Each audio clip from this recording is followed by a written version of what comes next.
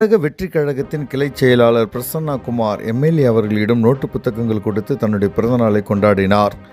திருவள்ளூர் மாவட்டம் பெருமாள்பட்டு வார்டு கிளைச் செயலாளர் பிரசன்னா குமார் அவர்கள் பிறந்தநாளை பூந்தமல்லி சட்டமன்ற உறுப்பினர் குட்டி என்கின்ற பிரகாசம் அவர்கள் முன்னிலையில் கேக் வெட்டி பிறந்தநாளை கொண்டாடினார்கள்.